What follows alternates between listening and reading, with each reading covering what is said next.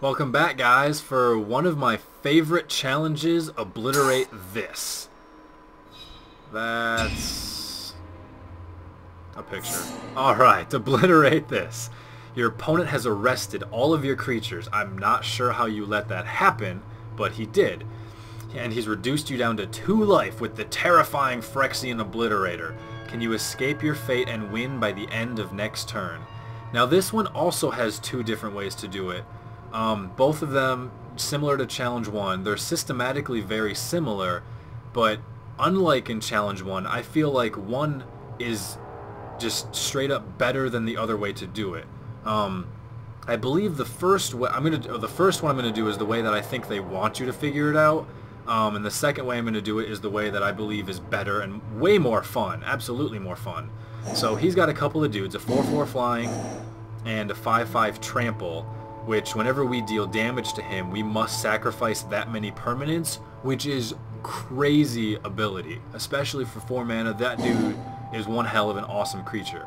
And we're only at 2 life, so it said win by our next turn, which means we need to find a way to survive, because obviously with 4 arrested creatures we can't kill him right now, and then we need to find a way to survive. Arrest makes all of our creatures unable to attack or block, and they can't activate their abilities, which this wall has an ability for. But that's activated abilities. Passives are still going to trigger. So what we need to do is take a gander at the 4 creatures that we have. When this guy enters the battlefield, we can destroy an enchantment. That's kind of huge. When this guy enters the battlefield, we destroy target artifact. That's also kind of huge. And then this guy, when he or another creature enters the battlefield, we get to deal direct damage equal to its power, which is crazy good as well. And then looking at our hand, we have a Cloud Shift, which allows us to bounce a creature and then put it back into play immediately. We've got a combat modifier for +1/+1 and first strike, and then we have Undying, which allows a creature when it dies to hit the graveyard and then come back into play with the +1/+1 counter, as long as it doesn't have a +1/+1 counter already.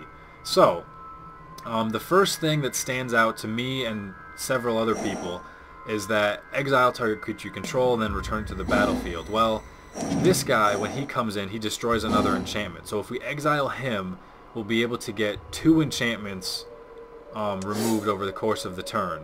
So what we're going to do is exile this guy so that he immediately comes back and allows us to exile another one. So there's 2 different ways to do it. You can exile... Well, first we're going to do it this first way. We're going to exile the arrest, this arrest, on our... whatever this guy's called, the devil creature. And then he's going to attack this turn. And let's see how this guy wants to block, because there's a very significant difference on how things want to play out. You don't want to cast your instance yet. Let him choose how he wants to block, and then stop the timer.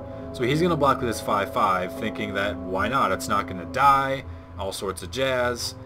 And what we're actually going to do now is cast Seize the Initiative on our creature to give it first strike, because we need to be able to kill this Obliterator. And then pause the timer again, and then we need to cast Undying Evil on our Scrap Melter so that it can die and come back into play. But how's it going to die? Well, because we're dealing 5 damage to this Obliterator, we have to sacrifice 5 permanents. So the order you choose them is also very important. We want to sacrifice the Devil creature first, the Scrap Melter next, and then just get rid of 3 land.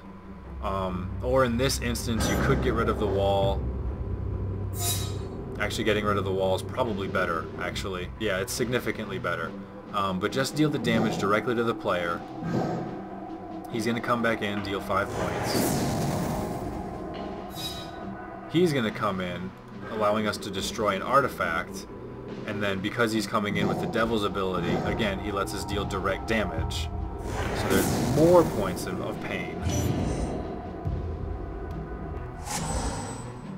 And it looks like, yeah, we could have actually destroyed our wall. Well, no, never mind. The wall doesn't have Undying. It doesn't come back. I was thinking of Undying with this guy. So, his creatures, or her creatures, are now gone. There's nothing for her to attack with to kill us.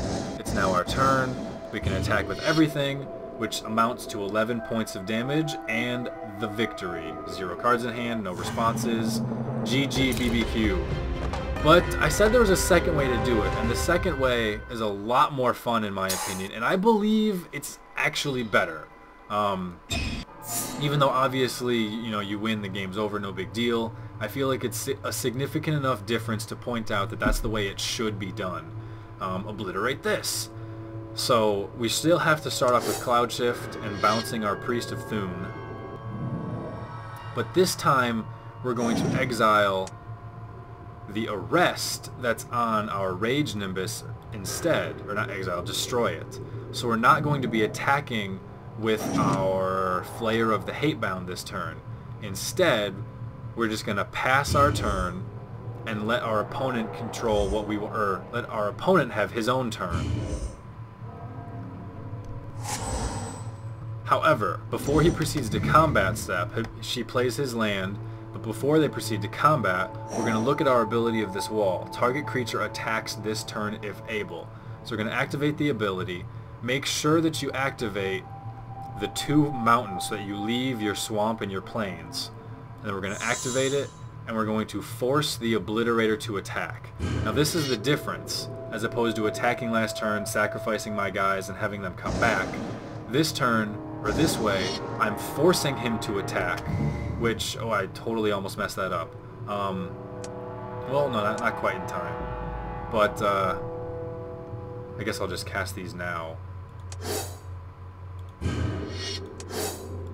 It still works out a similar way, but this time, because I'm using an ability to force him to attack, that puts the control in my hands. In Magic, you never want to give your opponent an option if you can help it. The less options your opponent has, the less decisions he gets to make, the better it is for you. And even though the game works out the exact same way, I feel like that's a big enough of a difference to worth noting that it's probably better to play the game this way. So, we block the Obliterator with the wall, and because the Seize the Initiative gives it first strike, that means that the combat damage is going to resolve from here first.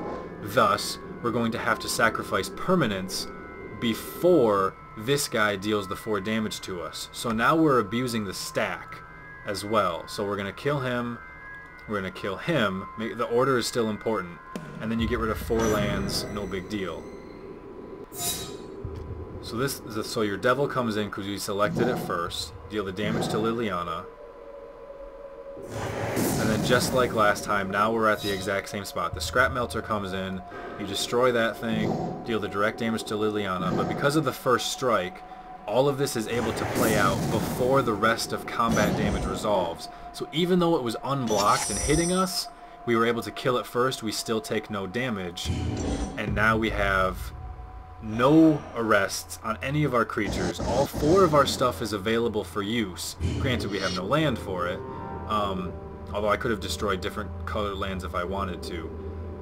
But now we're beating in the face more. So not only did we have better availability in our field of creatures left over, as opposed to, you know, having a wall with an arrest that does nothing. This time we have access to all 4 of our creatures, but we also forced her hand by not giving her a choice of how she wanted to play the game, and forcing it to go in our favor the way we want, so that we can manipulate it the way we need to. And I feel like that's just the better way to do it, even though there's 2 ways. So thanks for watching, guys. Take it easy, catch you later, and peace.